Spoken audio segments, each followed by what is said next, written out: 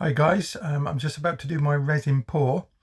I just wanted to show you the temperature that's currently in the art studio. So it's nearly 27 degrees.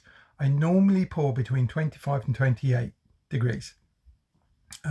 It cures really well within that temperature. Yes, it is hot, and yes, I'm sweating like I'm in a sauna, but it's just easier to pour within those sort of temperatures. It just works really well for my specific type of art. So I'm just going to pause the video and obviously go over to the artwork, and then I'll carry on from there. Okay, so the artwork that I'm going to pour today is this piece. It's called Reverse Time. There are some raised pieces on the canvas, which is why I want to get a really good pour.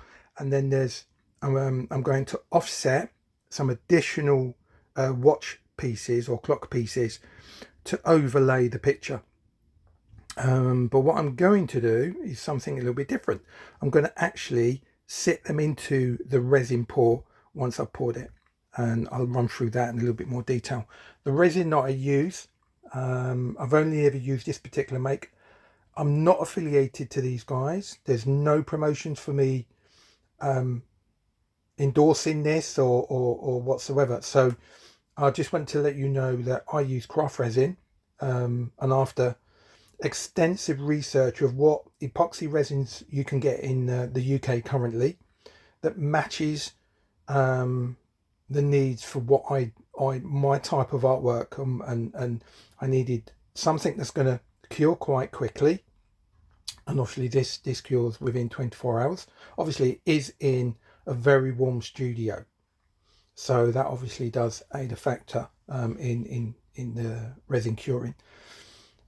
It's easy. I didn't want anything too fluffy where you have to do different ratios of mixing. This is literally, if I put 500 ml with epoxy resin, you put exactly the same with hardener. Really easy. I'm going to mix up the entire contents and pour it in one go, which I will show you. It's going to be over this piece, and I'm going to use my trusted stirrer. Okay. There's minimal bubbles, and they just disperse once it starts. Once you start pouring, they tend to go, and obviously with the blow lamp afterwards, to get a absolute crystal clear finish, which is what I need.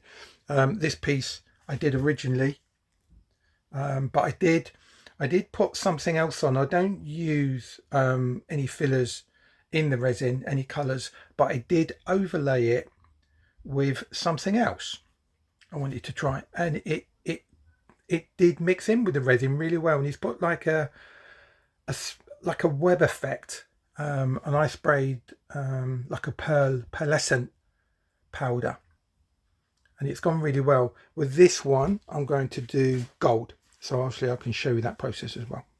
I'm just going to pause it, start mixing, and then I'll show you how I'm going to do the actual pour. Okay, so I'm just going to do the pour.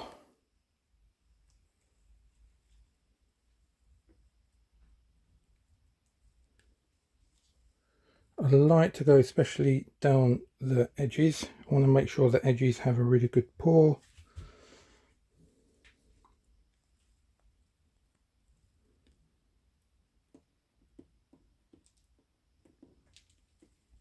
Okay.